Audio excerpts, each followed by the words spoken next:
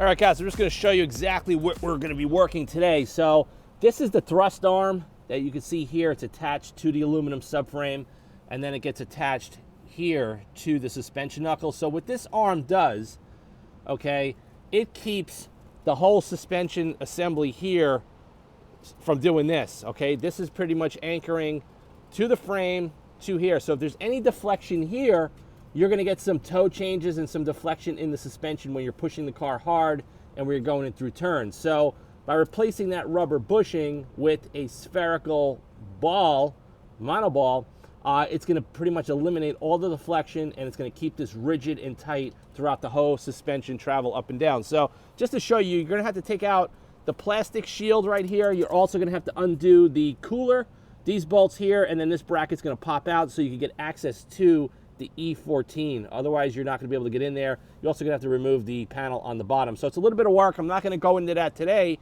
I'm gonna get back onto the video. I'll show you guys what we're working with on the bench, exactly how it's gonna go together. I'm gonna also show you how to take the bushing in and out and put the DINAN Monoball in. And then the second part of the video, we're gonna be driving on some back roads, and I'm gonna give you guys some feedback, so stay tuned. If you look right here, the factory thrust arm has a solid rubber bushing, okay? And like I just showed you outside on the frame. So this connects to the subframe, and it ties right into the suspension upright, the knuckle. So what we're gonna be doing, we're gonna be pressing these bushings out using a push-pull kit.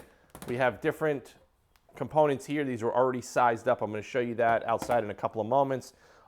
Pretty much the system is pretty basic. So after you push the bushing out, you're gonna pretty much put a little bit of Loctite 609 on the outer circumference of the DINAN monoballs. You're gonna push it into the thrust arm.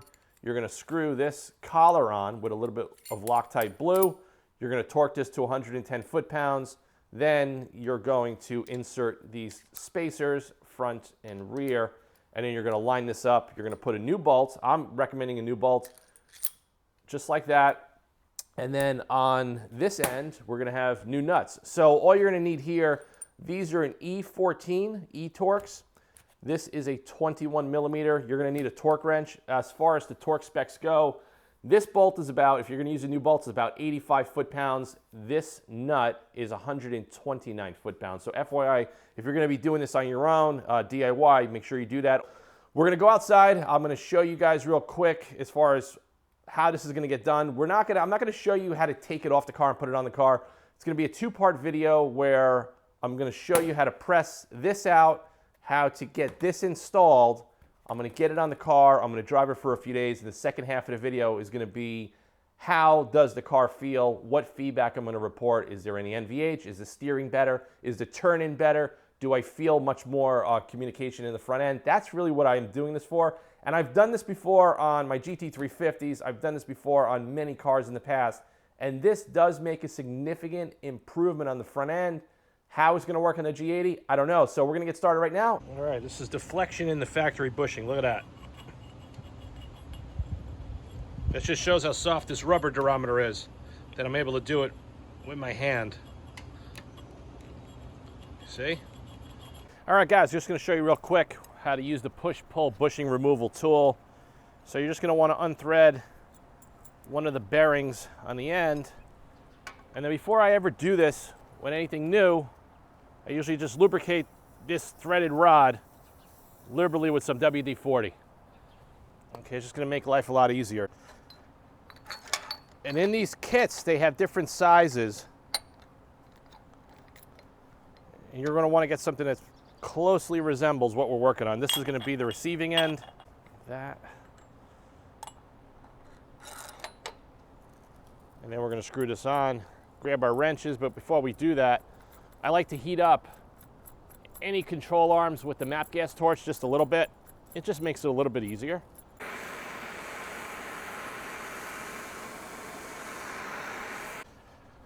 Hand tight, as you can see here, receiving end, pushing end. Let's rock and roll.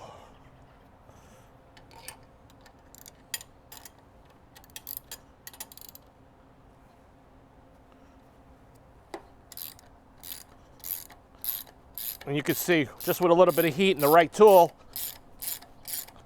this thing is coming out really easily.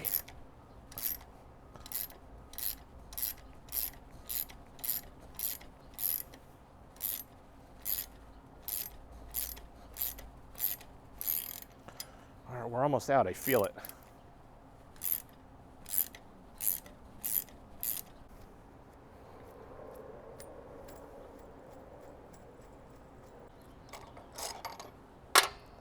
Just pop that out with a rubber mallet. So there is the factory bushing. You can kind of see how it goes in. It has a little bit of a split, I guess, how it goes in. So that's it. I'll show you guys right now how to put the DINAN Monoball in. Okay, nice and clean so there's no burrs. And one side of these always has a chamfer. This is the side right here. This is how we're going to insert it. Just going to take some solvent cleaner and clean this all up. And now we're going to get the monoball prepared to go in. I'm going to put the Loctite 609. Now I just have a bigger bottle of this, but the kit does come with it, FYI. Just going to put a lot on there. We're going to smear it like this.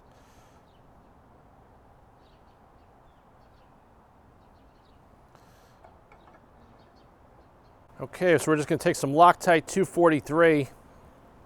We're going to put it on the threads of the retaining collar.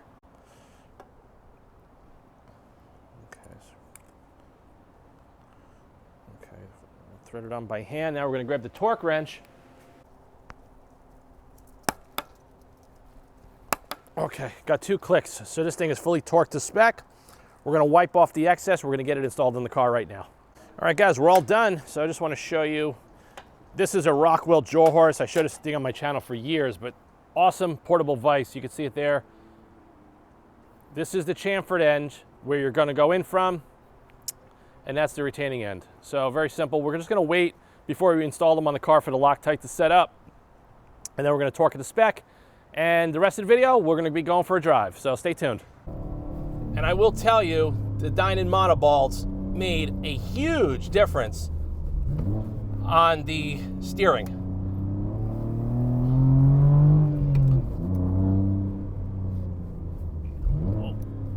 There's a lot of blind spots over here. So this is, like I said, the first time I'm driving this car on this road. And I know this road pretty well because I've done a lot of videos over the years. So far, the car feels balanced, feels neutral.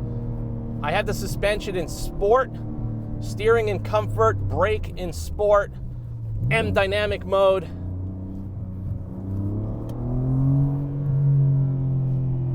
It's definitely loud in here, but that's what I like.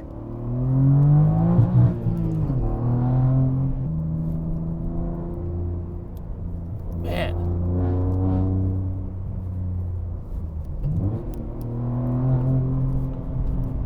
Yeah, she feels nice. Wow. Really, really impressed. The one thing about the monoballs, if any, I'll do another video on, I'll show you guys how the monoball goes together. When you hit bumps, it is a little bit harsher.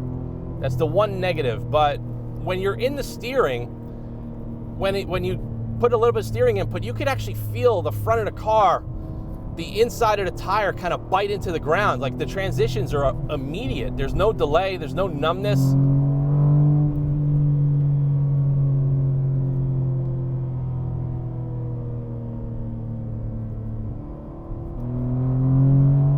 Yeah, this car feels good. I just can't believe that the summer tires made this much of a difference. So like that little vague numbness, like look, you can see steering is like super reactive now. And I'm just used to that with the Alfa, you know, coming from the Alfa Romeo with the insane Ackerman angle that car had. But I like that. So the monoballs definitely are worth doing, even though the labor was a little bit of a bitch. And I think this has a better front end than the M5. It's a little sharper. I get a little bit more feedback.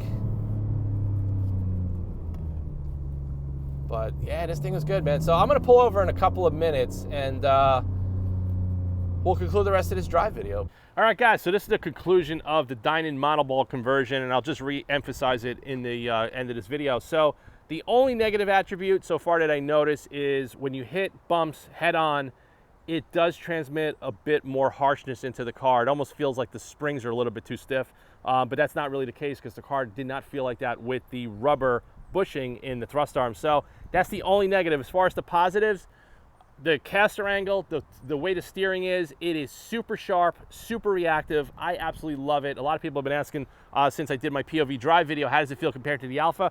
I'm gonna tell you right now, this feels better than the 2020 to 2023 Alphas, where they changed the suspension geometry and they put a slower steering rack. This feels almost identical to my 2018 QV as far as the sharpness, the way it transitions, the reactivity, and some people may or may not like that. So if you're the owner of one of these cars and you're doing stoplight to stoplight, you're going to the drag strip, you're using the car in that type of purpose, and you're not really into cornering, then this probably is not going to add a lot of value to your life as far as doing it. But if you're really into handling, you really don't like the numb steering. If you guys watch some of my videos, the earlier ones when I got the car a couple of months back, I was complaining how the steering on the highway was getting stuck and it wasn't returning back to center. I thought it was maybe the all-season tires. I thought maybe it was the alignment. Another thing regarding alignment, something I'll emphasize in this video as well, is when the car was lowered, I did a couple of alignments in the car. My caster angle with the DINAN Monoballs went down a little bit. So this car's caster is pretty much dictated where the thrust arm is mounted to the subframe. Now, if the subframe bolt, where the E14 bolt, if there was an eccentric there, you could adjust the caster angle, but they dialed it in to have a pretty high positive caster angle from the factory. So before I did the DINAN Monoballs, the caster angle was about positive 8.2 in the front. Now it's 7.7 to 7.8, okay, respectively. It's not much, but I just want to report that. Honestly, the car feels incredible. I don't think any more caster is going to make this thing feel any better. It actually might be a little bit too fast and too reactive and too twitchy, but to be honest with you, coming from 4+ years of driving my Alpha QV, I got used to that type of setup. I don't like the heavy, numb, slow steering. I just don't like it. I don't care what kind of car it is.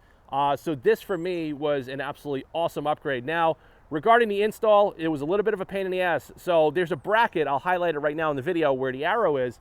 This aluminum bracket, you cannot easily just undo those bolts and slide it out.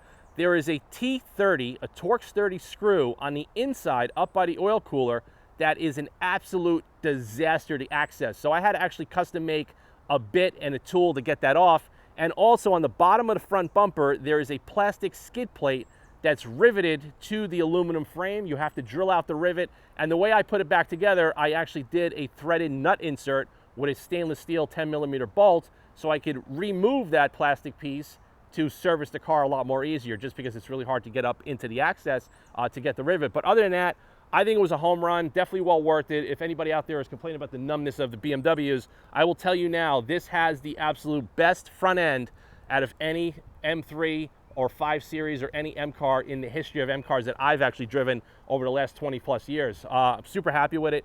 Super direct, super dynamic, great feedback. Okay, you get a little bit of harshness in the front, and the labor is not exactly a simple DIY for most people. But if anybody out there is going to tackle this on their own and you need some tips and tricks, send me an email through the Auto Fanatic website. I'll be more than happy to give you some tips and tricks on how to do it on your own before you absolutely go crazy. But you saw in the video, the bushing comes in and out super quick. The arm, once you have access to the bolt, the arm comes out in less than 3 minutes. Literally, you just undo the E14, you undo the 21mm nut and literally hit it with a rubber mallet and the thing pops right out. And then you go to your bench and you take out your bushing. So thanks for watching. Stay tuned for more mods and more content on the G80, and there's going to be some more driving videos coming soon. Thanks for watching. If you haven't subscribed to the channel, please subscribe, and stay tuned for more content. I'll see you guys soon.